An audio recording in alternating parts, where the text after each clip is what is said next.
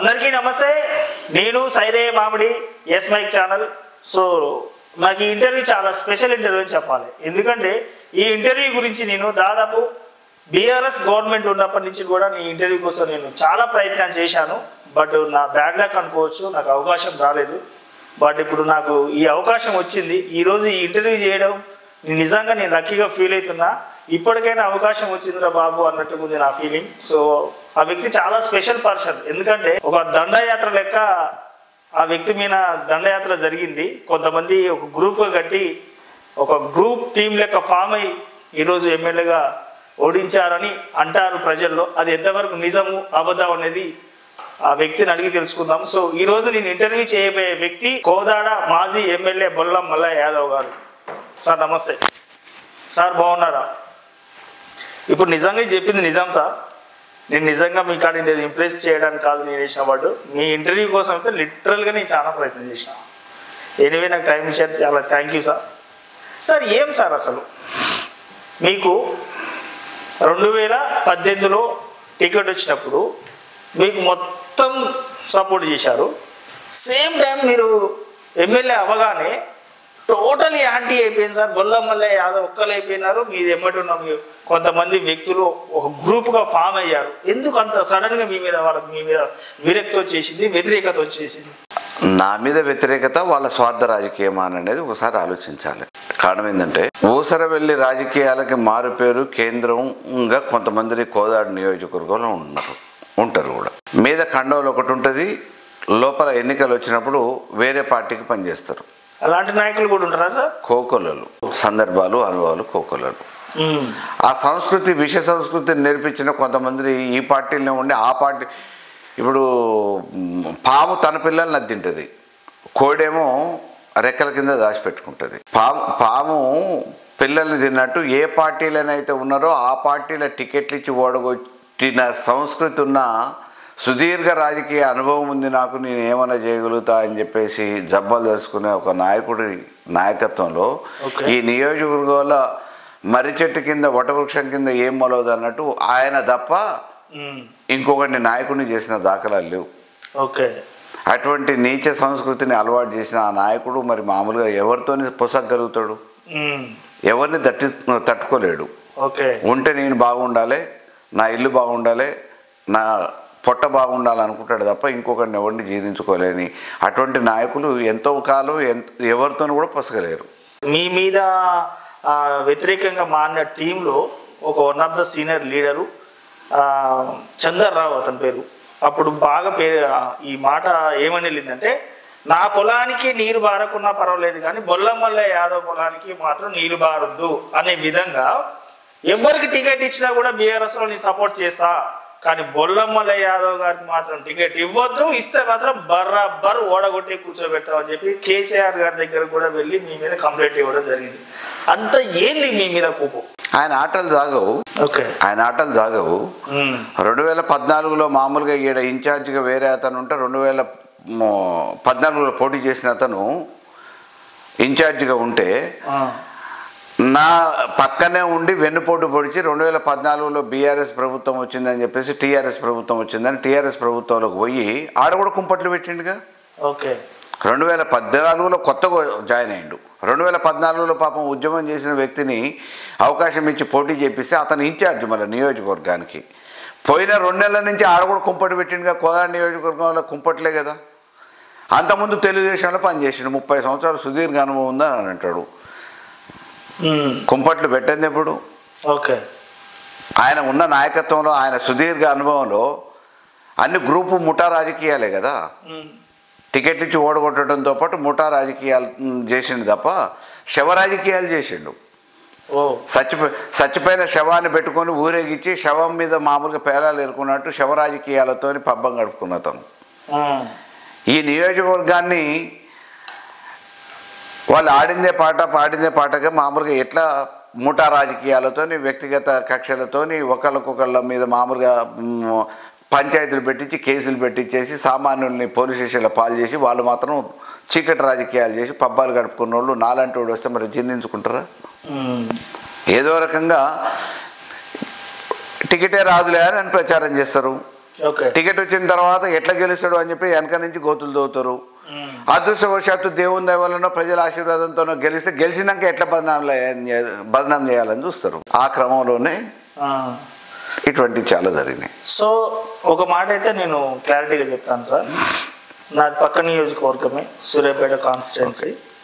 And మీ గురించి నా constituency వాళ్ళ కంటే అంటే అక్కడ ఉన్న నాయకుల కంటే ఎక్కువ నేను మీ గురించి నేను చాలా తెలుసుకున్నా.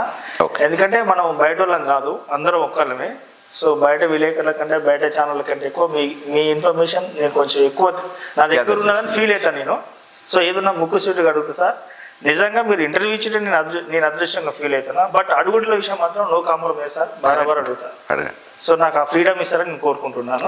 సో బొల్లమల్ల యాదవ్ గారు ఈ మాట మీద నిలబడరు. సో కోదాడలో మెయిన్ ముఖ్యంగా మీ మీద ఉన్న కాంట్రవర్సీ ఏంటంటే కోదాడ మున్సిపల్ చైర్పర్సన్ పదవి ఫస్ట్ సామినేని ప్రమీల అనే ఆమెకి ఇస్తా అని చెప్పి హామీ ఇచ్చి, తర్వాత గెలిచిన తర్వాత నాకు రేంజ్ రోవర్ కారు కొనిస్తేనే నీకు ఈ చైర్పర్సన్ పదవి ఇస్తా, లేకపోతే ఇవ్వను అని అంటే రేంజ్ రోవర్ కారు కొనిచ్చిన వాళ్ళకే బొల్లమల్ల యాదవ్ కోదాడలో మున్సిపల్ చైర్పర్సన్ పదవి ఇచ్చారు.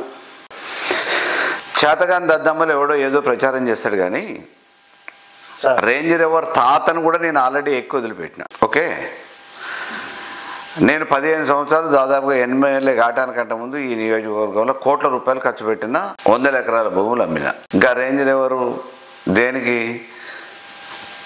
నేను కొనాలనుకుంటే పొద్దుపూట అనుకుంటే సాయంత్రం కారు నా ఇంటి ముందు కొనుక్కునే శక్తి నాకుంది. నా దయాదాక్షిణ్యాలతో కొంతమంది నేను నాయకుని చేసింది తప్ప ఎవరు దయాదాక్షిణ్యాల మీద కాలే. నేను పోరాడి ఇచ్చిన. చేతగాని వాళ్ళు, అసమర్థులు, పనికిరాని వాళ్ళు ఇక మామూలుగా బయటికి పోయినాక ఏదేదో మాట్లాడుకుంటే అందరికి నేను సమాధానం చెప్పలేను కదా. అర్హత ఉండాలి, చేసే శక్తి ఉండాలి. ఇప్పుడు ఆ రోజు చేతగాని వాళ్ళందరూ మామూలుగా కోదాళ్ళలో ఎటువంటి ప్రచారం మున్సిపల్ ఎన్నికలప్పుడు కోదాళ్ళలో అసలు ఎక్కడుందా టీఆర్ఎస్ ఎట్లా గెలుస్తుందా? మీరు ఎమ్మెల్యే ఉన్నప్పుడు కూడా ఓకే టీఆర్ఎస్ ఎట్లా గెలుస్తుందా? టీఆర్ఎస్ ఏముందని గెలుస్తుందా? కోదాడ ఎట్లా గెలుస్తుందా అని చెప్పేసి ఎవరన్నా పోటీ చేద్దామని ముందుకు వచ్చిన వాళ్ళని కూడా నిరుత్సాహపరిచిన సందర్భాలు ఉన్నాయి. నిరుత్సాహపరచడానికి ఏంటంటే వాళ్ళు ఏదో రకంగా ఈయన మామూలుగా పోటీకి అభ్యర్థులను సరిగా పెట్టుకోలేకపోయాడు, గెలిపేయలేకపోతాడు, ఈయన నాయకత్వంలో మామూలుగా మున్సిపాలిటీ పోయింది అని చెప్పడానికి రకరకాల పాచికలేసారు, రకరకాల వాళ్ళ అనుభవాన్ని రంగరించి వాడే ప్రయత్నం చేశారు. అందులో భాగంగా ఇటువంటి ప్రచారం. వీళ్ళు ఇంతమంది అన్నా కోదాళ్ళ నిజంగా టీఆర్ఎస్ మొదటిసారి గెలిచినా నేను 35 మందికి 25 మందిని గెలిపించుకున్నా. మున్సిపాలిటీలో జెండా ఎగిరేసిన. ఆ రోజు నేను ఎన్నికలప్పుడు ఎవరికైతే మామూలుగా ఈడ బీసీ వాదం అప్పటి వరకు లేదో, బీసీకి ఒక అవకాశం రాలేదు, అటువంటి బీసీలకి నేను ఒక్కడనే రావటం కాదు, నాలాంటి బీసీ సామాజిక వర్గాలు ఇక్కడ ప్రాతినిధ్యం వహించాలనే ఆలోచనతో ఒక బీసీకి మాట ఇచ్చి మాట మీద ప్రకారం నిలబడి కొట్లాడి చేపించిన. ఓకే, నేను మాట ఇచ్చి తప్పిన సందర్భాలే లేవు. ఎవడన్నా నేను మాట ఇచ్చి తప్పినా అంటే వాడిని తీసుకురా, ఏ గుడికాడంటే ఆ గుడికాడ కొట్టి రాజకీయ సన్యాసం తీసుకుందాం. బరాబరా సార్? డెఫినెట్గా ఒక మాట అన్నాక నా ఛానల్ ద్వారా వాళ్ళు వచ్చి మీ దగ్గర సిద్ధంగా ఉన్నారంటే మీరు రెడీనా సార్? మీరే సాక్ష్యం, ఛానలే సాక్ష్యం. పక్కా ఎస్మైక్ ఛానల్లో. Yes. Okay. So Bollamalla Yadav గారు ఎమ్మెల్యేగా ఉన్నప్పుడు కోదాడ కాన్స్టిట్యున్సీని చేసిన డెవలప్మెంట్ అంటే ఏంటి సార్? ఇవాళ తిరుగుతున్న రోడ్లు, చూస్తున్న ఈ ప్రకృతి వనాలు కానీ, పార్కులు కానీ, ఈ లైటింగ్లు కానీ, సెంట్రల్ లైటింగ్ కానీ, 4-వే రోడ్డు కానీ అవి న్యాయంలోనే జరిగినాయి, టీఆర్ఎస్ నాయకత్వంలోనే జరిగినాయి, టీఆర్ఎస్ ప్రభుత్వంలోనే జరిగినాయి, కేసీఆర్ గారు చేసిన అభివృద్ధి. ఇవాళ 100 పడకల ఆసుపత్రి నేనే అనుమతి తీసుకొచ్చిన, దానికి నిధులు కూడా మంజూరు చేయించిన. ఎన్నికల సమయంలో కాబట్టి మామూలుగా తర్వాత వచ్చేది మా ప్రభుత్వమే కదా, కొబ్బరికాయలు కొడతాం, ప్రారంభోత్సవం చేస్తాం, అంతా చేస్తామని అనుకున్నాం. దురదృష్టవశాత్తు ప్రభుత్వం పోయింది, కొబ్బరికాయ కొట్టిరు అడావుడిగా, నేను తీసుకొచ్చిన దానికి. ఆ రోజు నిధులు మంజూరు చేయించినాం. ఆ నిధులతో కట్టేయడానికి ఇంతవరకు చేత కాలేదు. ఫిబ్రవరిలో కొట్టిరు. రేపు ఇంకొక నెల అయితే సంవత్సర కాలం అవుతుంది, తట్టెడు మట్టి పోయలే. ఈరోజు కోదాడలో ఉన్న సందుగొందులన్నీ సిమెంట్ రోడ్లుగా మార్చింది నేనే. ఏ రోడ్డుకు పోయి ఎవరిని అడిగినా కానీ 2018 కంటే ముందు రోడ్లు ఎట్లున్నాయి, వీధులు ఎట్లున్నాయి, పరిస్థితి ఎట్లుంది, ఈరోజు ఎట్లున్నాయి అనేది ఎవరైనా చెప్తారు. అంతకుముందు కోదాడు పట్టణానికి సింగారం నుంచి నీళ్లు తీసుకొస్తా అని చెప్పేసి 100 కోట్ల రూపాయల ప్రాజెక్ట్ అని చెప్పేసి రాజశేఖర రెడ్డి గారిని ఒప్పించి లిఫ్ట్ల పేరు మీద ఆనించి తీసుకొస్తున్నా అని చెప్పేసి కాంట్రాక్టుల పేరు మీద టెండర్ల పేరు మీద గోల్మాల్ చేసి కోట్ల రూపాయలు స్వా చేసిన ఉత్తమ్ కుమార్ రెడ్డి ఒక్క చుక్క నీళ్ళు ఇయ్యలే కోదాడు పట్టణానికి. మిషన్ భగీరథ ద్వారా కేసీఆర్ గారు ప్రవేశపెట్టిన పథకం ద్వారా కోదాడు పట్టణ చుట్టుపక్కల గ్రామాలకు నియోజకవర్గ వ్యాప్తంగా ఈరోజు మిషన్ భగీరథ నీళ్ళు ఇస్తున్నాం. అది నేను చేసిన ఘనత. సో మీరు చేసిన డెవలప్మెంట్ ఏంటంటే ఇది చెప్తారు, కానీ మీ అపోజిషన్ వాళ్ళు మీ గురించి ఏం చెప్తారు అంటే అసలు బొల్లం మల్లయ్య యాదవ్ అనే వ్యక్తి చాలా నీచ రాజకీయాలు కోదాడలో చేసిండు. ఎమ్మెల్యేగా ఉన్నన్ని రోజులు ఎంత ఘోరం అంటే 4 గిర్రల బండి మీద కూరగాయలు అట్టి పండ్లు అమ్ముకెళ్ళేటాళ్ళు కాంచి మొదలు పెడితే high professional land sand wines అన్నిటి మీద వసూలు నెల నెల మామూలు వసూలు చేసి మొత్తం 100 కోట్లు డబ్బులు సంపాదించి విశాలవంతమైన బంగ్లా కట్టుకొని ఇప్పుడు దర్జాగా ఎంజాయ్ చేస్తుండు బొల్లం మల్లయ్య యాదవ్. ఎవడో తలమాసినోడు పండుబోతులోడు పోరంబోకులోడు మాట్లాడితే అర్థం పర్థం లేని మాట్లాడితే దానికేం సమాధానం చెప్తా. కానీ నా వల్ల ఇబ్బంది పడో నేను ఒకరిని 10 రూపాయలు అడిగినాను, ఇవాళనైతే అధికారంలో లేను కదా, ఒక్కళ్ళతో అనిపిస్తే నేను దేనికంటే దానికి సిద్ధం. చేతగాని దద్దమ్మలు పనికిరానోడు మామూలుగా తలమాసినోడల్లా ఏదో మాట్లాడితే జీర్ణించుకోలేక మాట్లాడితే గిట్టక మాట్లాడితే ఏం చెప్తాము? నాకు అవసరం లేదు. మల్లయ్య యాదవ్ అనేటోడు పుట్టుకతోని మామూలుగా బేదరికంలో పుట్టినా కానీ ఆ భగవంతుని దయ వల్ల మేధస్ ఇచ్చిన దానికి తెలివితేటలు నాకు ధైర్య సాహసాలు ఇచ్చిండు. దాన్ని పట్టుకొని హైదరాబాద్లో వ్యాపారాలు చేసినాము. అదృష్టవశాత్తు భూములు కొన్నాం. ఆ భూముల రోడ్లు ఇవాళ కోట్ల రూపాయలు పెరిగినాయి. ఇయ్యటమే తప్ప తీసుకోవటం అనేది తెలియదు ఎవరికైనా. ఈ నియోజకవర్గంలో గణేష్ విగ్రహాల నుంచి మొదలు పెట్టుకొని ఇఫ్తార్లు, శ్రీమంతాలు, అన్నదానాలు, గుళ్ళ కార్యక్రమాలు, క్రీడలు ప్రోత్సహించటం కానీ ఏ కార్యక్రమం చేసినా అది మల్లయ్య యాదవే. ఇంతవరకు అధికారం అనుభవించినోడు, అందలం ఎక్కినోడు, కోదాడు వల్ల బాగుపడ్డాడు ఎవడు 10 రూపాయలు ఆరతిలో ఉండిలో వేయలేదు. దేవుని గుళ్ళో పోయి ఆరతిలో 10 రూపాయలు వేయడు. కానీ ఈరోజు మామూలుగా సాగుకు పోయినా పెళ్లికి పోయినా పేరెంటానికి పోయినా గొప్పతనంగా చెప్పుకోవటం నియోజకవర్గంలో ఎవరిని అడిగినా చెప్తారు మల్లయ్య యాదవ్ ఎవరికి ఏమేం చేసిండు అనేది. అది నేను చెప్పుకోవడానికి చెప్పట్లేదు, ఇలా సందర్భం వచ్చింది కానీ చెప్తున్నా. మల్లయ్య యాదవ్ చెయ్యి ఇట్లనే ఉంటుంది తప్ప ఇట్లా ఎప్పుడు ఆ పరిస్థితి రాలే. అది నా అదృష్టం. కాబట్టి దద్దమ్మలు పనికిరానుడు ఎవడో మాట్లాడితే దానికి ఏం చెప్తాం? సో ఇంకో ప్రధానమైన ఆరోపణ ఏంటంటే సార్, అమ్మమ్మమ్మమ్మమ్మ బొల్లం మల్లయ్య ఉన్నన్ని రోజులు మేము అసలు కోదాడలో బతకలేకపోయినామండి. నోరు తెరిస్తే అక్రమ కేసులు, నోరు తెరిస్తే ఎస్సీ అట్రాసిటీ కేసులు, ఎవరైనా ఎదురు మాట్లాడితే కదా పని ఫట్టు. అసలు బొల్లం మల్లయ్య అనే వ్యక్తి వామ్మో రాజకీయాలకే పనికిరాడు, వామ్మో చాలా నీచుడు అయ్యే చాలా ఘోరం అని చెప్పేసి అని అంటున్నారు. హిస్టరీ తీయాలిగా 2018 నుంచి 23 వరకు ఎన్ని గ్రామాలలో ఎన్ని కేసులైనా, ఏ పోలీస్ స్టేషన్లో ఎన్ని కేసులైనా, ఏ కారణంగా అయినాయి అనేది. 2018 నేను ఎమ్మెల్యే కావడానికంటే ముందు ఎన్ని పోలీస్ స్టేషన్లలో కేసులు ఉంటుండే, ఎటువంటి తగులు ఉంటుండే, 2018 నుంచి 23 దాకా ఏ రకమైన కేసులైనాయి, ఎవరి మీద కేసులైనాయి, ఏ కారణంగా అయినాయి అనేది రికార్డే కదా. ఆ దమ్మున్న మొగోడు పనికిరాని చేతగానోడు ఎవడైతే మాట్లాడుతుండో వాడు రికార్డు తీస్తే ఇప్పుడు తెలుస్తుంది కదా. గ్రామాలలో ప్రశాంతమైన వాతావరణం ఉండాలి అని చెప్పేసి రాజకీయ కక్షలు కార్పణ్యాలు ఉండొద్దని చెప్పేసి వీలైనంత వరకు ఏదైనా ఉంటే రాజీ చేయండి అని చెప్పి సామరస్యంగా పరిష్కరించి రాజకీయ కక్షలు లేకుండా ప్రశాంతంగా కోదాడు నియోజకవర్గాన్ని ఉంచిన. చేతగాని దద్దమ్మ పనికిరానోడు ఎవడో ఏదో మాట్లాడితే నేనేం చేస్తా? అక్రమ వ్యాపారాల మీద మామూలుగా ఎవడన్నా కేసు పెడతాడు, దానికి నేనేం చేస్తా? నువ్వు చేసేది అక్రమ దందా అనుకో, దానికి కేసు పెడతాడు. వాడు లాడ్జిలో మామూలుగా వ్యభిచారం నడుపుతాడు, వాని మీద కేసు పెడితే నేనేం చేస్తా?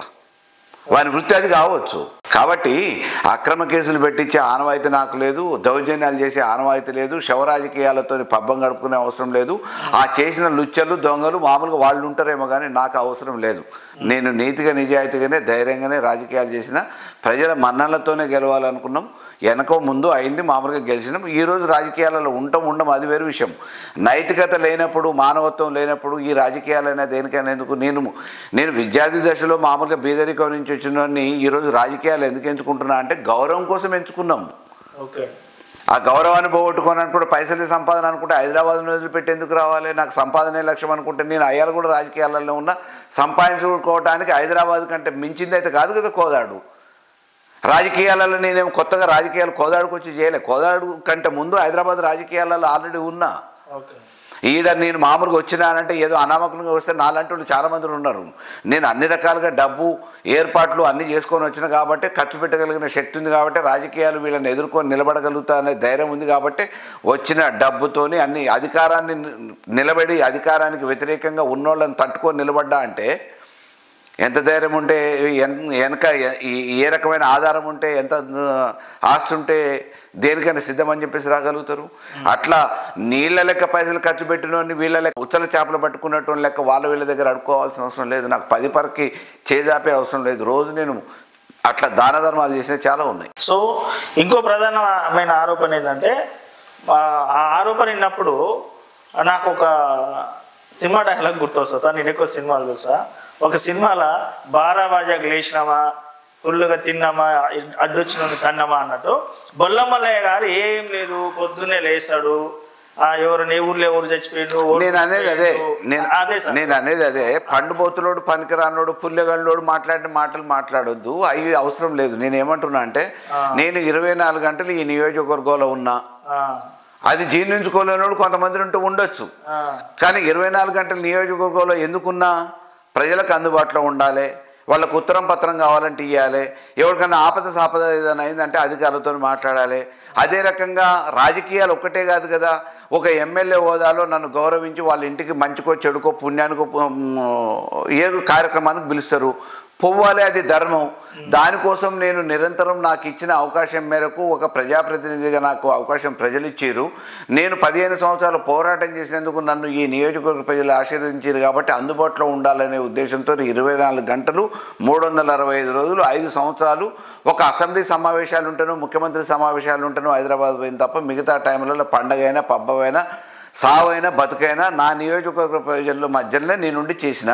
అది జీర్ణించుకోలేనోడు ఎవడన్నా మామూలుగా మాట్లాడితే దానికి నేనేం సమాధానం చెప్తా? నేను ఒక అధికార పార్టీలో ఎమ్మెల్యేగా చేసిన కాబట్టి నాకు నేను ఎటుపోతే అటు ఎస్కాట్ వస్తుంది. వాడు అంతకుముందు అనుభవించకపోవచ్చు, వానికి ఆలోచన ఉన్నా వాడు అనుభవించలేనోడు, అబ్బో ఈయన ఒక మామూలుగా ఇట్లా అంగు ఆరుబాటం అని చెప్పేసి వాడు జీర్ణించుకోలేకపోతే ఈర్ష్యపడితే వానికి అసూయ ఉంటే నేనేం చేయాలి? సో టైం పాస్ కి ఇక్కడ పోయినా ఎస్కాట్ రక్షకు పెట్టుకొని పోలీసు వాళ్ళు నెంటేసుకొని కియ్యం అనుకుంటా నేను ఎమ్మెల్యేనైనా అందరూ. అవును భయ్, ఇవాళ హెలికాప్టర్లు ఎందుకు తిరుగుతుండే ఉత్తమ్ కుమార్ రెడ్డి? వచ్చినప్పుడల్లా ఇన్ని కార్లు ఎందుకు వస్తున్నాయి ఎస్కాటు? ఆయన ఏం లేనప్పుడు 6NGO చైర్మన్ తీసుకొని క్యాబినెట్ టైప్లో మామూలుగా ఎస్కాట్ పెట్టుకొని ఎందుకు తిరిగిండు? హంగామా ఆర్భాటం వాళ్ళు చేసుకునే ప్రయత్నాలు చేసుకున్నారు.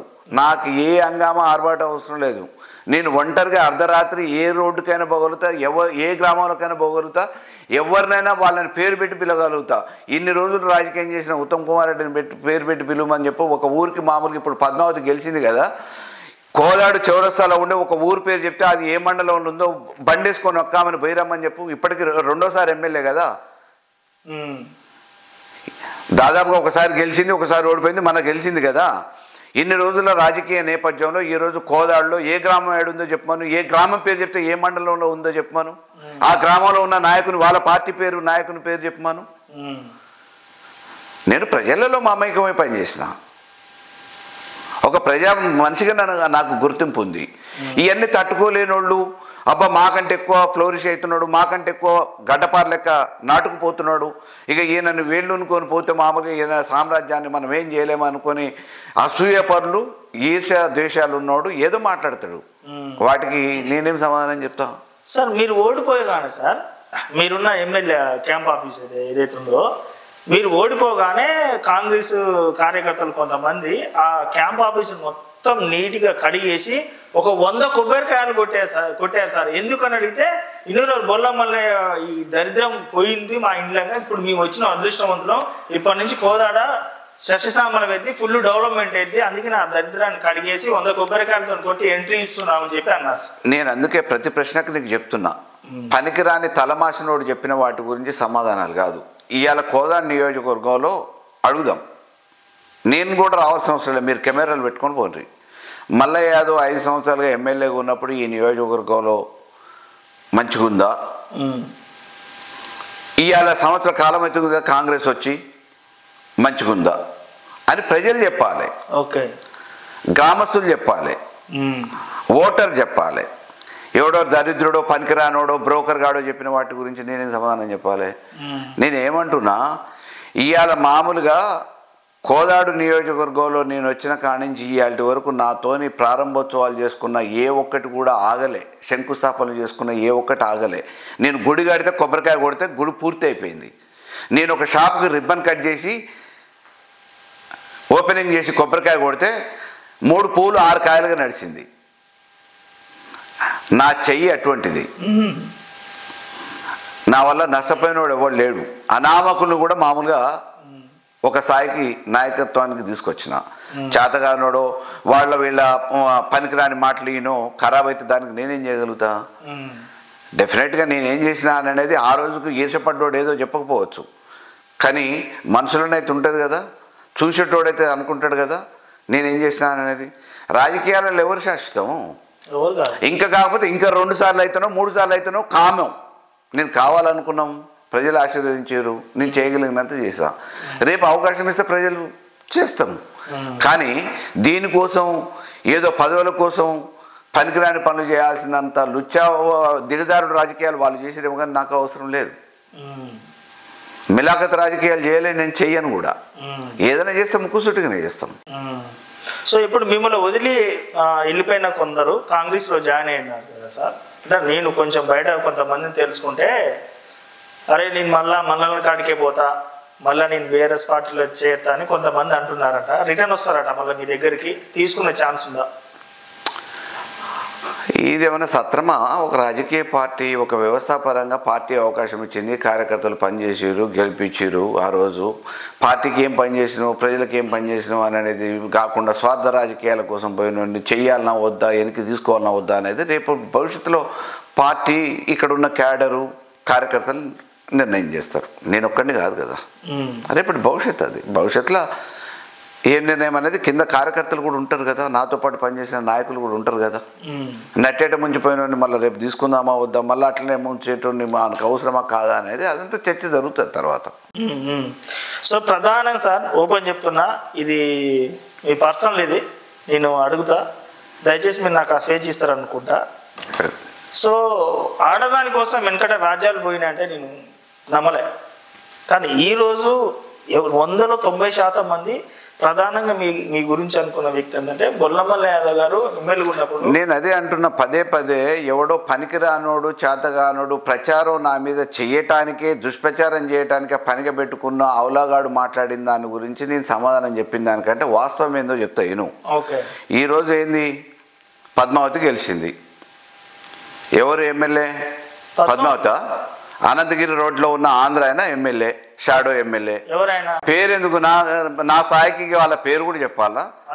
అనంతగిరి రోడ్లో మామూలుగా ఆంధ్ర అయినా అంటే మామూలుగా అసలు కాంగ్రెస్ షాడో ఎమ్మెల్యే ఎవరు అని అనేది ఇప్పుడే కాదు, ఆయన ఉత్తమ్ కుమార్ రెడ్డి ఉన్న కాంగ్రెస్ అంటే ఇక ఆయనే షాడో ఎమ్మెల్యే.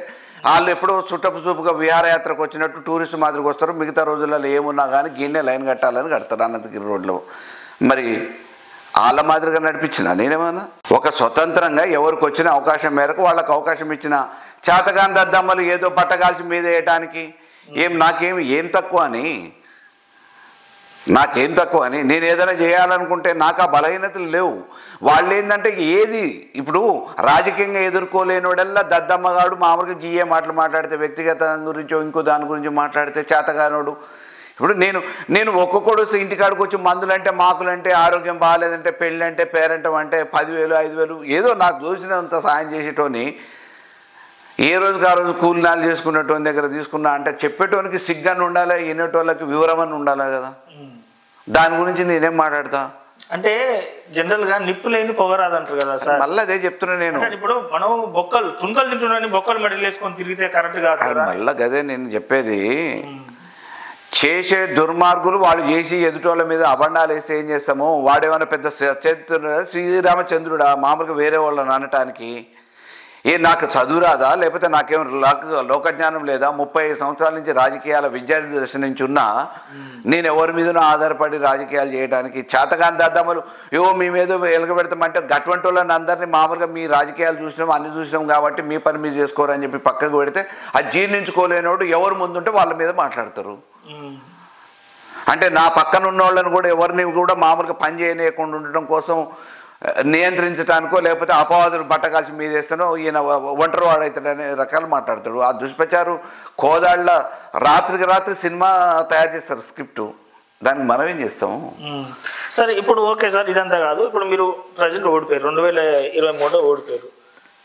ఇప్పుడు మీ మీద వ్యతిరేకంగా ఆయన టీము వల్ల ఓడిపోయారు అంటారా, లేకపోతే దేని వల్ల మీరు ఓడిపోయారు అనుకోవచ్చు?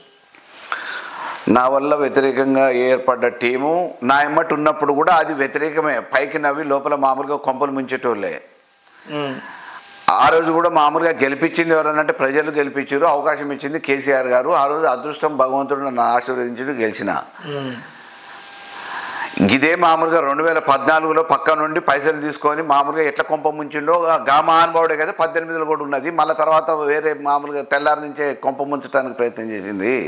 నన్నేమి గట్టెక్కియడానికి ఉద్ధరించడానికి ఏ మహానుభావుడు ఏమి కంకణం కట్టుకోలే. దేవుడు లాంటి జనాలు నన్ను కాపాడారు. యువకులు ఎంతోమంది నాకు వారధిగా నిలబడ్డారు. నా రాజకీయ భవిష్యత్తు ఆకాంక్షించిన తల్లులు ఉన్నారు. నేను ఈ నియోజకవర్గంలో ఒక స్థాయికి రావాలని కోరుకున్న చాలామంది పెద్దలు ఉన్నారు. వాళ్ళ ఆశీర్వాదం, పెద్దల ఆశీర్వాదం, తోబుట్టు లాంటి ఆడపిడుచుల అనుగ్రహం, నాకు అవకాశం ఆ భగవంతుడు ఇచ్చిండు. ఈ దద్దమ్మలు రాజకీయ బ్రోకర్లు ఈ పార్టీలో ఉండి ఇంకో పార్టీకి చేసేటోడు వాళ్ళతోని జరిగింది ఒరిగింది ఏమి లేదు.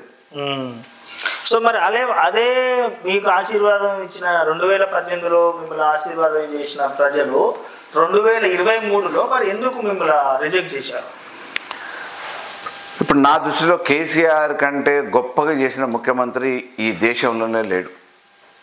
అంటే బీఆర్ఎస్ ఉన్నారు కాబట్టి మీరు అలా చెప్తున్నారేమో సార్?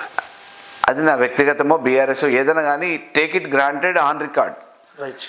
దేశంలో గొప్పగా ఇంత పెద్ద బృహత్తరమైన పథకాలు తీసుకొచ్చి ప్రజలకి మేలు చేసి కంకణబద్ధుడై అపర భగీరథుడి లెక్క ఈ రాష్ట్రానికి మేలు చేసిన వ్యక్తి కేవలం తెలంగాణకే కాదు దేశానికి కూడా ఆదర్శం. అటువంటి వ్యక్తిని ఓడగొట్టి ఇంట్లో కూర్చోబెట్టారు. ఆ ప్రభుత్వమే పోయింది. నేనేం పెద్ద లెక్క.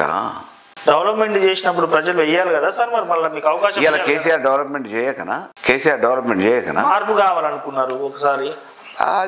అదే ప్రభావం అంతటి ఉంటుంది.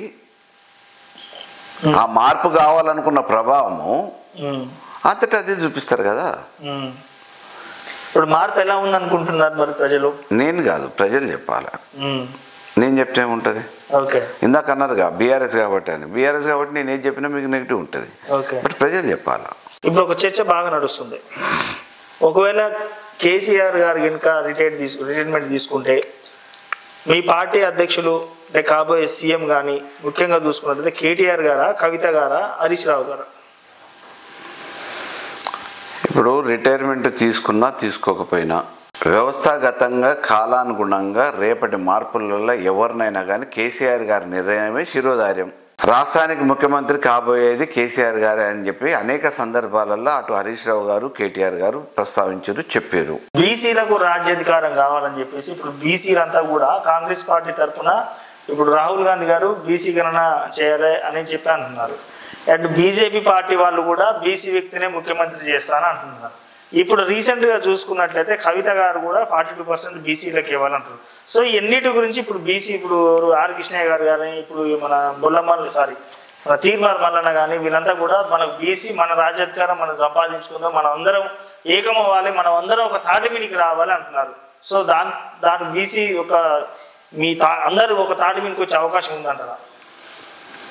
కంపల్సరీ మామూలుగా తాటి మీదకి రావాలి. మెజారిటీ వర్గాలైన వీళ్ళకి మెజారిటీగా తప్పకుండా రాజ్యాధికారం కావాలి, అందులో ఎక్కడ కూడా అనుమానం లేదు. కానీ నేనేమంటున్నా, రేపు చట్టాలు అవన్నీ వచ్చే లోపల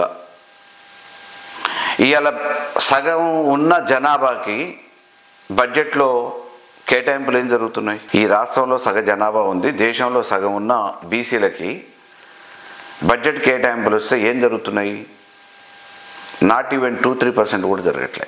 యా. మరి ఈ జనాభాని బాగు చేయడానికే రాజకీయ పార్టీలు ఉద్ధరించడానికే అని చెప్పేసి ఎన్నికలలో మామూలుగా వాగ్దానాలు ఇస్తున్నాయి కదా. అవును. ఏ పార్టీ ఆవిర్భవించినా దాని వెనక చరిత్ర ఏంది? అట్టడుగు వర్గాన్ని బాగు చేయడానికి, మీ అభ్యున్నతి కోసం మేమున్నాం. ఎస్. అగ్రకులాల చేతులలో ఆధిపత్యం పెట్టుకొని నాయకత్వం పెట్టుకొని మీ బాగు కోసం మేము ఉన్నాం అనే బదులు అదే నాయకత్వం వీళ్ళ గొప్ప చెప్పి మీ మేధస్సును ఉపయోగించి ఒకవేళ తెలియని విషయాలు ఉంటే చెప్పి రాజ్యాధికారం ఇప్పించచ్చు కదా. బలహీన వర్గాలని ఓట్ల కోసం వాడుకుంటున్నారు. అది ఎస్సీలు, ఎస్టీలు, బీసీలు, మైనార్టీలు ఎవరైనా బలహీన వర్గాలని కేవలం ఓటు బ్యాంక్ రాజకీయాలుగానే వాడుకుంటున్నారు. ఈరోజు చైతన్యం వచ్చింది, రాజకీయ చైతన్యం వచ్చింది. ఉద్యోగులలో ఉన్నారు, ఆర్థిక రంగాలలో ఉన్నారు, పారిశ్రామికవేత్తలుగా మారుతున్నారు, విద్యలో పెరుగుతున్నారు. కాబట్టి సమానత్వం కోరుకుంటున్న విషయాలలో ఆలోచించి అన్ని రాజకీయ పార్టీలు ఏం పాట పడుతున్నాయి? ఇప్పుడు బీసీలకు రాజకీయ చైతన్యం కావాలి, రిజర్వేషన్ కావాలంటున్నాయి. డెఫినెట్గా చేయాలనే చిత్తశుద్ధి ఎన్ని పార్టీలకు ఉన్నాయి? ఇప్పుడున్న ప్రభుత్వానికి ఉందా? కామారెడ్డి డిక్లరేషన్ ఏం చెప్పారు? బీసీకి మేము అది ఇస్తాం, ఇది ఇస్తాం. ఎందుకు టికెట్లు ఇచ్చేటప్పుడు ఎందుకు గుర్తురాలే బీసీలు? ఆ పార్టీలో పనిచేసిన బీసీలు లేరా? మన గెలిచినప్పుడు బీసీలు ఓట్లు లేకుండా గెలిచిరా? ఆ రోజు టికెట్లు ఇచ్చేటప్పుడు బీసీలు ఎవరు గుర్తురాలే? ఏళ్ళలో ఒకళ్ళు ఇద్దరు వస్తే మామూలుగా మీరు సరిపోదు కదా. జనాభా ప్రాతిపదికన ఇస్తా అన్న కామారెడ్డి డిక్లరేషన్ కూడా చేశారు కదా. దాని ప్రకారం జిల్లాకి ఎన్ని ఇచ్చారు?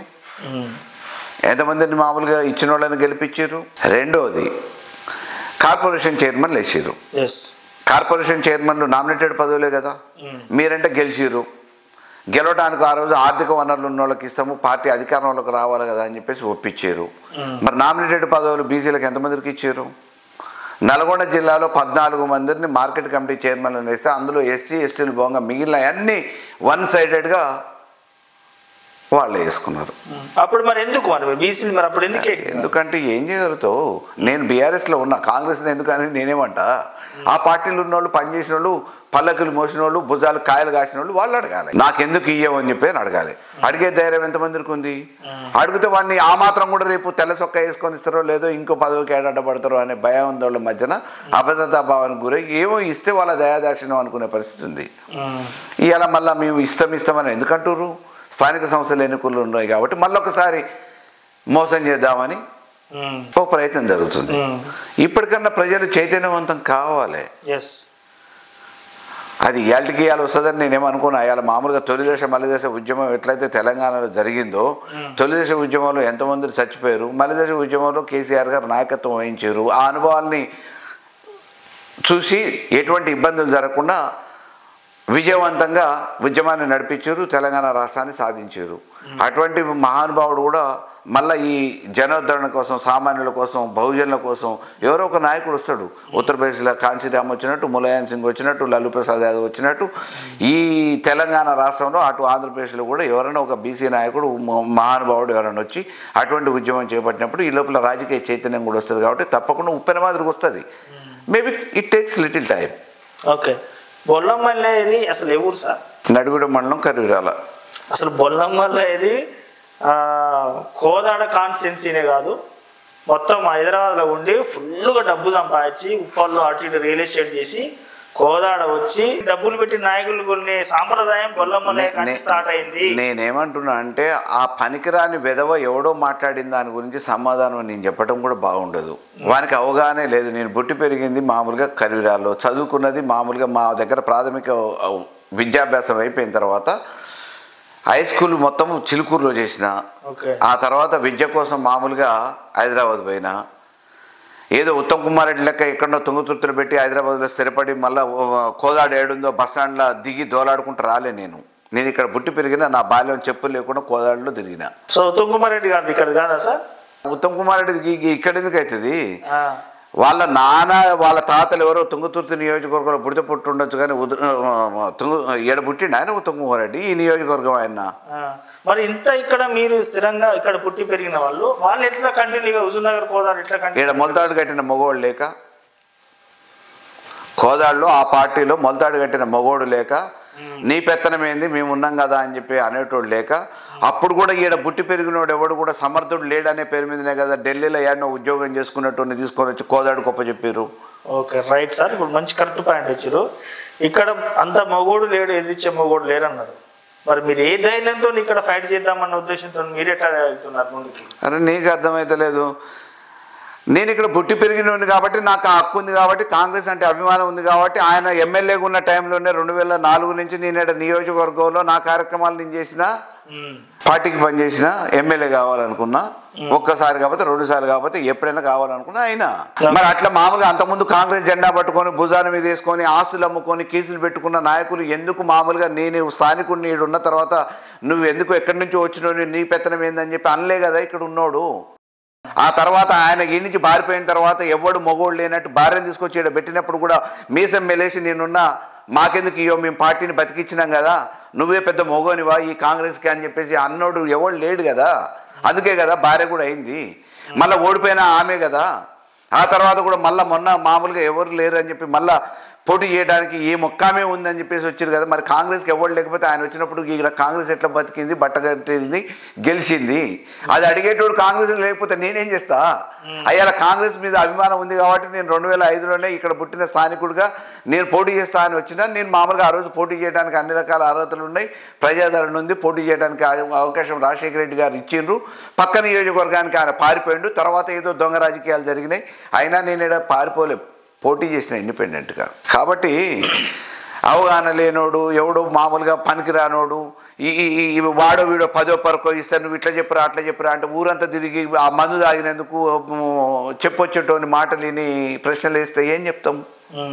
సమాధానం ఉండదు. మీరు ఉత్తమ్ కుమార్ రెడ్డి గారు ఏమైనా మాట్లాడుకున్నారా సార్ ఎదురుపడి? నాకు అవసరం ఏమొచ్చింది, ఏం రాలి. అంటే జనరల్గా వితౌట్ రాజకీయాలు ఎనీ ఫంక్షన్ ఎనీ ఎక్కడో ఒక దగ్గర యాక్సిడెంటల్గా ఎదురైతారు అంతేగాని. ఓకే, దండాలే. అంటే రాజకీయంగా మీకు ఉత్తమ్ కుమార్ రెడ్డి గారు శత్రువు అనుకుంటారా? నాకు నేను శత్రువు అనుకోవట్లే. ఆయన నన్ను అనుకున్నాడు కానీ నేను ఆయన్ని శత్రువు అనుకోలే. ఎందుకంటే నేను ఎదగాలనుకున్నా, రాజకీయంగా ఒక పార్టీలో పనిచేయాలనుకున్నా, పనిచేసే క్రమంలో రాజకీయ కార్యకలాపాలలో అది స్థానికుడిగా నేను ఇక్కడ పార్టిసిపేట్ చేసిన, అది జీర్ణించుకోలేక కంట్లో మాదిరిగా నలుసైతాడని చెప్పేసి అతను నా మీద అనేక రకమైన ప్రయోగాలు చేసింది. కానీ నేను ఆయన్నేం ఎప్పుడు అఘోరపరచలేదు, నేను ఆయన కించపరచలేదు. నాకు అవసరం కూడా లేదు. ఎందుకంటే కష్టపడటం అనేది రాజకీయ పార్టీలో కష్టపడితే ఏదో ఒక రోజు ఏదో ఒక రకమైన అవకాశం వస్తుందనే ఉద్దేశంతో పార్టీని నమ్ముకొని పనిచేసింది తప్ప నేను ఇంకొకళ్ళని ఏదో గుంజుకోవాలి. ఆ రోజు 2 నియోజకవర్గాలు ఏర్పడ్డాయి, కోదాడు హుజూర్నగర్. అకామిడేట్ చేయడానికి ఒక బీసీగా నాకు అవకాశం రాజశేఖర రెడ్డి గారు ఇచ్చారు. కానీ చేతులారా కాంగ్రెస్ని నట్టేట ముంచిండే. ఏదో గెలిపిస్తా అని చెప్పేసి తీసుకొని వచ్చిన ఈయన మరి ఎందుకు గెలిపియాలి? అంత పెద్ద పోటు మనగాడు, అయ్యాల గెలిపియాలి కదా. గెలిచే వ్యక్తిని కాదని చెప్పి టికెట్ మార్పిచ్చినప్పుడు నువ్వు ఏ నమ్మకంతోనైతే ఏ ధైర్యంతోనైతే తీసుకొని వచ్చినావో అట్లే మరి గెలిపియాలి కదా. నీ భార్య అయితే గెలుస్తుంది, వేరే వాడైతే ఓడిపోతాడా? అర్థం చేసుకోవాలి. ఆ బలైన వాళ్ళు అర్థం చేసుకోవాలి. ఇవాళ ఏదో రాజకీయంగా మళ్ళీ ఏదో మాట్లాడుతుండో ఆయనకు అట్లా ఇట్లా మాట్లాడతాం. ధైర్యం ఎక్కువ. ఎందుకు? తప్పు చేయడానికి ధైర్యం ఎక్కువ, ఆత్మవిశ్వాసం ఎక్కువ. అంటే ఆ ధైర్యం ఒక్కొక్కసారి బూతులు కూడా వస్తాయి కదా సార్, ఆ ధైర్యం మించితే మీకు అది అనుకునేటోళ్ళని బట్టి ఉంటుంది. నేను మాట్లాడేది వినేటోళ్ళని బట్టి బూతు లెక్క అనిపిస్తే బూతు లెక్క ఉంటుంది. ఇప్పుడు అదేమంటారు కదా, రామ అంటే బూతు లెక్క వినపడుతుంది, మరి శ్రీరామ అంటే బూతు లెక్క వినపడుతుంది. అంటే నేను మాట్లాడే ఆ విషయం ఏంది, దాన్ని అర్థం చేసుకునే దాన్ని బట్టి ఉంటుంది. అంటే మీకు బాగా ఫ్రస్ట్రేషన్ ఎక్కువ, కోపం ఎక్కువ. మీరు ఎమ్మెల్యేగా ఉన్నప్పుడు మీరు మీ మీద ఉన్న వ్యతిరేకంగా వార్తలు రాసిన వాళ్ళని పర్సనల్గా రూమ్లోకి పిలిచి తలుపులు బేడాలు పెట్టి మరి వార్నింగ్లు ఇచ్చిన చరిత్ర ఉంది మీకు. నేనేమంటున్నా, వాడన్నాడు వీడన్నాడు ఎవడో చెప్పిండు అనేది కాదు. నువ్వు పక్క నియోజకవర్గం అంటున్నావు కదా, నువ్వు వ్యక్తిగతంగా చూసి ఉంటావు కదా దగ్గరగానే, మరి నీకు కూడా తెలిసి ఉంటుంది కదా. పనికిరాని ఎవడో చౌట అన్న దాని గురించి ఎందుకు? నేనేమంటున్నా, ఎందుకు మీ మీద ఇన్ని ఆరోపణలు? పర్సనల్ క్యారెక్టర్ క్రిటిసైజ్ చేస్తున్నారు, మీ పర్సనల్ క్యారెక్టర్ క్రిటిసైజ్ చేస్తున్నారు. ఎందుకోసం ఈ ఆరోపణలు? ఇదే పొగరాదు కదా. నేను అదే అనేది, ఆ వ్యత్యాసం ఏంది అని అనేది అగ్రకులం మధ్యలో ఒక బహుజనుడిగా, బలహీన వర్గాలకు సంబంధించిన వ్యక్తిగా ఇక్కడికి వచ్చి రాజకీయంగా నిలదొక్కుని పాతుకుపోతే మా ఉనికికి ప్రమాదం అనుకున్న దొంగ నక్కలు కొంతమంది మిగతా వాళ్ళను కూడా తీసుకొని ఒక దుష్ప్రచారాన్ని లేవనెట్టిరు. దానికి నేనేం అతీతుడిని కాదు కదా. అంటే ఈ విధంగా కూడా సార్, బొల్లమల్ల యాదవ్ గారు ఓవర్ నైట్ స్టార్ అయ్యారు. ఎవరు తీసుకొచ్చారు బీఆర్ఎస్ జెండా? టికెట్ ఎవరికి వచ్చింది? బొల్లమల్ల యాదవ్ గారు నైట్ బీఆర్ఎస్ టికెట్ ఎలా వచ్చింది? అన్ని పార్టీలలో వచ్చింది కదా. 2014లో కూడా టీడీపీలో నాకు టికెటే వచ్చింది. నేనేం రోజు పోయి ప్రదక్షిణలు చేయలేదు. నా శక్తి ఏంది అని అనేది అధిష్టానం గుర్తించింది. ప్రజలతో నేను ఎట్లా మమేకమైన నా ప్రయాణం కొనసాగిస్తున్నా, ప్రజలలో ఉన్న నా పరపతి ఏంది అనేది గుర్తించిన తర్వాత రాజకీయ పార్టీలు నాకు అవకాశం ఇచ్చినాయి. కష్టం లేకుండానే రాత్రికి రాత్రి కోటీశ్వరుడు అవుతాడే. ఇది లాటరీ టికెట్ కాదు, ఇది రాజకీయం. How is it impossible? Hard వర్క్తోనే అన్నీ సాధ్యమవుతాయి. హార్డ్ వర్క్ 24 గంటలు మామూలుగా ప్రజల కోసమే ఉన్నోడు ఎవడు చెప్పు? కాంగ్రెస్ ప్రభుత్వం వచ్చింది, ఇవాళ ఒక్కరోజు అసలు కోదాళ్ళ నిద్ర చేసిన వాళ్ళు అని చెప్పు. నల్గొండ జిల్లాలో ఉన్న నాయకులు వాళ్ళ నియోజకవర్గాలలో ఒక్కరోజు నిద్ర చేసిన వాళ్ళు అని చెప్పు. పొద్దుపూట వచ్చి సాయంత్రానికి మళ్ళీ హైదరాబాద్కి మకాం మారుస్తారు టూరిస్ట్ మాదిరిగా. నీకు దావత్కు కార్డు ఏదైనా వస్తే మామూలుగా హైదరాబాద్లో చుట్టం ఉంటే హైదరాబాద్ పొద్దున వచ్చి చుట్టము మళ్ళీ సాయంత్రం ఎట్లా దావత్ చూసుకొని పోతారో అట్లా వాళ్ళు మామూలుగా ఇక్కడికి వచ్చి కొబ్బరికాయలు కొట్టి ప్రారంభోత్సవాలకి ఫోటోలకు ఫోజులు ఇచ్చి వెళ్ళిపోతారు. మరి నేను అట్లా కాదు కదా. మరి మీరు ఇంత అభివృద్ధి చేసిన అంటున్నారు కదా సార్. మరి ఇంత అభివృద్ధి చేస్తే ఇప్పుడు జరుగుతున్న అభివృద్ధి ఏంది? ఇప్పుడు ఉత్తమ్ పద్మావతి గారు గెలిచిన కాంచి ఒకటే శంకుస్థాపనలు చేస్తున్నారు. 100 కోట్ల డబ్బు నిధులు రిలీజ్ అయినాయని చెప్పేసి రోజు డైలీ వైజ్ కార్యక్రమాలకు అటెండ్ అయ్యి శంకుస్థాపనలు కొబ్బరికాయలు జరుగుతున్నాయి కదా. మరి మీరు చేసే డెవలప్మెంట్ చేసినప్పుడు వాళ్ళు ఏం చేస్తున్నారు? మరి ఇప్పుడు వాళ్ళు చేసిన డెవలప్మెంట్ కదా. శంకుస్థాపన చేసిన పనుల కాడ తట్టెడు మట్టి అన్న భవిష్యత్తు ఒకసారి కెమెరా తీసుకుపోయి చూడు. రెండోది, ఇవాళ కొబ్బరికాయలు ఏవైతే కొడుతున్నారో మేము ఇటు రోడ్డుకి మామూలుగా శంకుస్థాపనలు కొబ్బరికాయలు కొడితే అటు కొనకు పోయి వాళ్ళు శంకుస్థాపనల పేరు మీద కొబ్బరికాయలు కొడుతున్నారు. మేము ఆ రోజు ఇచ్చిన నిధులకే పనులు మొదలు కాని వాటికి ఆ రోజు మేము శాంక్షన్ చేసి పూర్తి చేసుకున్న వాటికి కూడా ఇవాళ కొబ్బరికాయలు కొట్టి బోర్డులు వేయని కాడ బోర్డులు వేసుకుంటున్నారు. ఇవాళ కాంగ్రెస్ వచ్చిన సంవత్సర కాలంలో వాళ్ళు పేపర్ల మీద ప్రతి సందర్భంలో మేము అన్ని కోట్లు అన్నారు కదా. అన్ని కోట్లకు సంబంధించిన పనులల్లో ఎన్ని కోట్లు అయ్యాయి, ఎన్ని లక్షలు అయ్యాయి ఒకసారి కెమెరా పెట్టుకొని చూడు. నేనేమంటున్నా, ఎంత దిగజారుడు రాజకీయాలంటే 20 సంవత్సరాల నుంచి పొట్టకూటి కోసం కాలువల మీద పనిచేసిన లస్కర్ల ఉద్యోగాలు బీక్కొని ఇవాళ ఎవడో మామూలుగా వాడొచ్చింది వీడొచ్చింది అని చెప్పేసి 1,50,000 2 లక్షలకి పోస్టులు అమ్ముకున్నారు. ఇప్పుడు అదే పాయింట్, ఆ ఆరోపణ మీ మీద కూడా వచ్చింది సార్. మీరు ఎమ్మెల్యేగా ఉన్నప్పుడు మున్సిపాలిటీ ఉద్యోగాలు చేసిన కుంభకోణాల వల్లనే ఇవాళ బొల్లమల్లయ్య యాదవ్ గారు ఓడిపోయారు. నేనేమంటున్నా, ఆ ఉద్యోగస్తులు ఇవాళ ఏమి లేకుండా లేరు కదా. ఉన్నారు. నేను అధికారం లేను కదా. నేను ఉద్యోగాలు పెట్టిన వ్యక్తులు ఉన్నారు కదా. ఎవడన్నా ఛాయ్ తాగిపించిండా లేకపోతే పైసలు ఇచ్చిండా అని చెప్పి నువ్వు పోయి అడగొచ్చు కదా. వాడు చెప్పిండు వీడు చెప్పిండు అని ఎందుకంటావు? నేనేమంటున్నా, వాళ్ళనే అడగొచ్చు కదా. ఉద్యోగస్తులు మన రోడ్ల మీదకి ఎక్కి జీతాలు రావట్లేదని ధర్నాలు చేసేది కదా. మరి ధర్నాలు చేసినప్పుడు వాళ్ళు ఉద్యోగాలు పెట్టించినప్పుడు నేను ఏ రకంగా జీతాలు ఇచ్చినా, ఏ రకంగా జీతాలు ఇప్పించినా, వాళ్ళ మీద ఎన్ని అడ్డంకులు సృష్టించాలనుకునే ప్రయత్నం చేస్తే వాటన్నిటిని కూడా అధిగమించి వాళ్ళ జీతాలని కంటిన్యూ చేయడంతో పాటు ఉద్యోగాలలో కంటిన్యూ చేసి కోదాడిని శుభ్రంగా ఉంచగలిగిన ఇవాళ కోదాడిని గాలికి ఎందుకు వదిలేసారు? వాళ్ళు రోడ్ల పాలు ఎందుకు అయ్యారు? ఉద్యోగాల్ని తీసేస్తాం, జీతాలు ఇచ్చే దిక్కు లేదని ఎందుకు చెప్తున్నారు? వాళ్ళ దగ్గర మామూలుగా 2 లక్షలు 3 లక్షలు తీసుకున్న వాళ్ళు వాళ్ళ నేనా అనేది ఒకసారి వాళ్ళ దగ్గరనే పోయి అడిగితే చెప్తారు కదా. వాడెవడో చెప్పిండు వీడెవడో చెప్పిండు అనే బదులు నిజంగా ఎవరితో ఇప్పించినవో వాటితో ఒక్కటి ఇప్పిరా, మామూలుగా నేను మాట్లాడతా, బహిర్గతం చేస్తా అని అనొచ్చు కదా కెమెరా పెట్టి. ఎవడో ఒకడు ఎస్ ఐ విల్ డూ, త్వరలో నేను అన్ని తీస్తా. వాళ్ళు చెప్పే అబద్ధమా మీరు చెప్పే నిజాలా? నేను బాజాబ్తా చెప్తున్నా, ఆన్ రికార్డ్ చెప్తున్నా, నీ కెమెరా ముందు చెప్తున్నా, ఇది రికార్డ్ చేసి పెట్టుకో, మొత్తానికి దేశానికి వేసుకో చెప్తున్నా. నాకు ఎవడన్నా ₹1 ఇచ్చినా లేకపోతే ఇప్పించినా అని చెప్తే నేను రాజకీయంగా సన్యాసం తీసుకోవడానికి సిద్ధము. నేను ఇవాళ ఉత్తమ్ కుమార్ రెడ్డి 6 కోట్ల రూపాయలు కేవలం దీంట్లో వసూలు చేసిండు. బకాయి పడ్డ మిల్లు కాడ కోట్ల రూపాయలు తీసుకొని మళ్ళా గవర్నమెంట్ ధాన్యాన్ని వేసిండు కాపుగల్లులో. అదే రకంగా మున్సిపాలిటీ కార్మికులలో మా ప్రభుత్వ మార్పిడి జరగంగానే ఒక్కొక్కటి దగ్గర 3 లక్షలు 4 లక్షల రూపాయలు వసూలు చేసుకున్నారు, పైసలు మింగిర్రు. ఇవాళ మట్టి దందాలు నడుస్తున్నాయి, ఏంది గంజాయి దందా నడుస్తుంది, ఇసుక దందా నడుస్తుంది, క్లబ్బులు నడుస్తున్నాయి, ప్యాకెట్ నడుస్తుంది. మళ్ళా పాత సంస్కృతి ఉత్తమ్ కుమార్ రెడ్డి ఉన్నప్పుడు ఈ కోదాడుని ఏ రకంగానైతే అనాగరికంగా దొంగ వ్యాపారాలకి కేంద్రంగా చేసిండో అదే రకంగా మళ్ళీ ఉత్తమ్ కుమార్ రెడ్డి పరిపాలన, మంత్రిగా ఆయన భార్య సతీమణి పరిపాలనలో కోదాడులో ఇష్టారాజ్యంగా 3 పూలు 6 కాయలుగా అక్రమ వ్యాపారాలు జరుగుతూ ఉన్నాయి. ఇవాళ నువ్వు టీవీ పెడతావా కెమెరా పెడతావా పెట్టి చూడు ట్రాక్టర్లు ఏడాడే దొరుకుతున్నాయి రోజు పేపర్లు చూడుకొని అక్రమ దందాలతోని అక్రమ వసూళ్లతోని మట్టి ఇసుక పేకాట క్లబ్బులు మద్యం సిండికేటు వీటన్నిటితోని అక్రమ వ్యాపారాలతోని ఈరోజు మూటలు ఉత్తమ్ కుమార్ రెడ్డి సంపాదించుకొని హైదరాబాద్ పోతున్నాడు. ఎన్నికలలో నా మీద పోటీ చేసి ఖర్చు పెట్టంగా మిగిలిన పైసలు హైదరాబాద్కు తరలిస్తుంటే కాలేజ్ కార్ల తగలబడ్డ సంఘటన ఇంకా ప్రజలు మర్చిపోలే. అక్రమంగా అడ్డదారులు దొక్కి సంపాదించే ఉత్తమ్ కుమార్ రెడ్డి లెక్క నేను కాదు. ఈ నియోజకవర్గంలో ప్రజాసేవకు వచ్చింది. ఇంకా చాలా ఉన్నాయి సార్ ఇంటర్వ్యూ. మీతో ఇంటర్వ్యూ చేయాలంటే మజా వస్తుంది నాకు. చేద్దాం. ఇంకా ఉంది కదా, నెలకోటి పెట్టుకోండి సీరియల్ ఖచ్చితంగా సీరియల్. సో నాకు ఇంతగానో టైం ఇచ్చినందుకు నిజంగా thank you sir. Thank you so much.